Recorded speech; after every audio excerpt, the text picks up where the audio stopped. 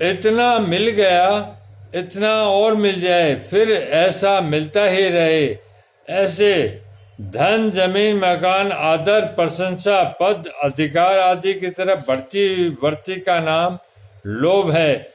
इस लोभ वर्ती के कारण इन दुर्योधन आदि की विवेक शक्ति लुप्त हो गई, जिससे वे विचार नहीं कर पा रहे हैं कि जिस राज्य के लिए हम इतना बड़ा पाप करने जा रहे हैं, कुटुंबियों का नाश करने जा रहे हैं, वह राज्य हमारे साथ कितने दिन रहेगा और हम उसके साथ कितने दिन रहेंगे।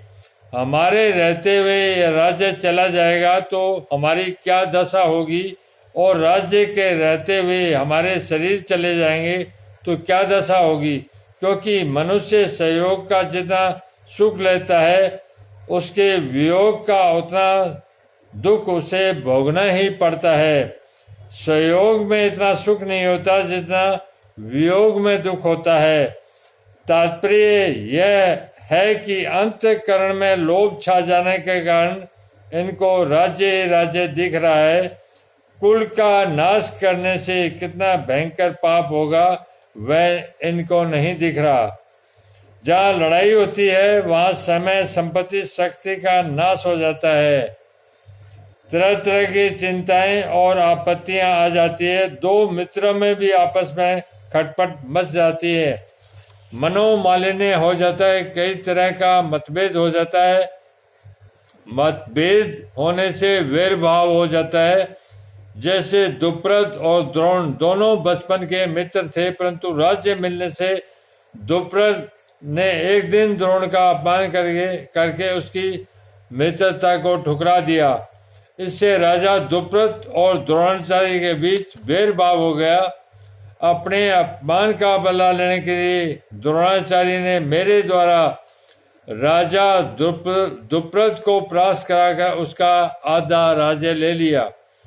इस पर द्रुपद ने द्रोणाचार्य का नाश करने के लिए एक यज्ञ कराया, जिससे धृष्टद्युम्न और द्रौपदी दोनों पैदा हुए।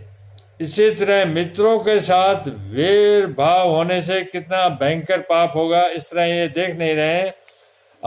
अभी हमारे पास जिन वस्तुओं का अभाव है, उन वस्तुओं के बिना भी हमारा काम चल रहा है, हम अच्छी तरह जी रहे हैं, परंतु जब वे वस्तुएं हमें मिलने के बाद फिर बिछड़ जाती है, तब उनके अभाव का बड़ा दुख होता है।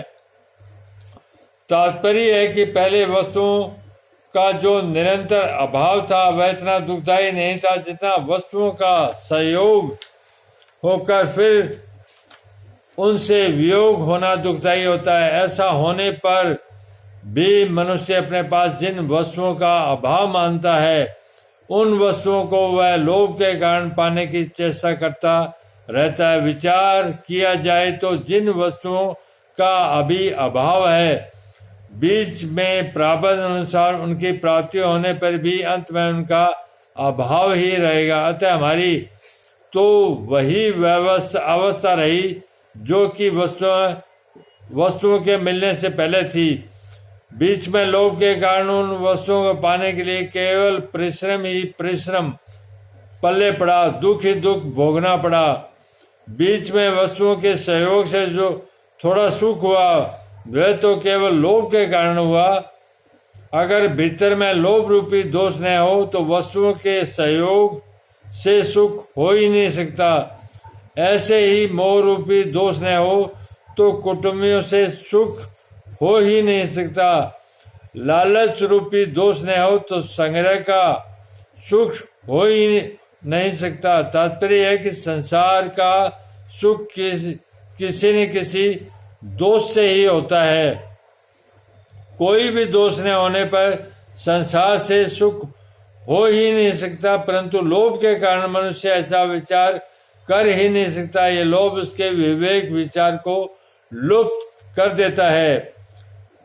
अब अर्जुन अपनी बात कहते हैं कि यद्यपि दुर्योधन आदि अपने कुल क्षय से होने वाले दोषों और मित्र दोष से होने वाले पापों को नहीं देखते, तो भी हम लोगों को कुल क्षय से होने वाली अनर्थ परंपरा को देखना ही चाहिए, जिसका वर्णन अर्जुन आगे 40वें श्लोक में 44वें श्लोक तक करेंगे, क्योंकि हम कुल क्षय से होने वाले दोषों को भी अच्छी तरह जानते हैं और मित्रों के साथ द्रोह, वैर, देश से होने वाले पाप भी अच्छी तरह से जानते हैं।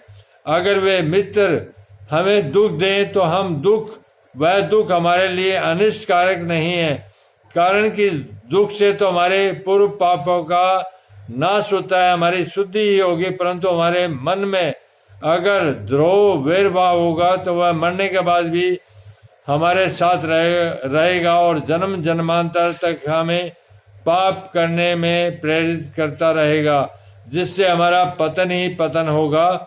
ऐसे अनर्थ करने वालों और मित्रों के साथ द्रोह पैदा करने वाले इस युद्ध रूपी पाप से बचने का विचार क्यों नहीं करना चाहिए?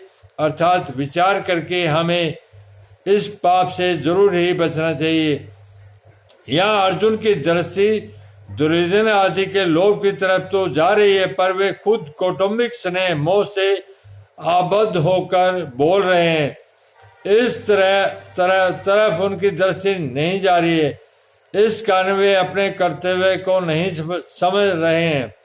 यह नियम है कि मनुष्य की दृष्टि जब तक दूसरों के दोष की तरफ रहती है तब तक उसको अपना दोष नहीं दिखता, उल्टे एक अभिमान होता है कि इनमें तो यह दोष है पर हमारे में यह दोष नहीं है। ऐसी अवस्था में वह यह सोच ही नहीं सकता अगर इनमें कोई दोष है तो हमारे में भी कोई दूसरा दोष हो सकता है। दूसरा दोष यदि न भी हो तो भी दूसरों का दोष देखना, यह दोष तो है ही।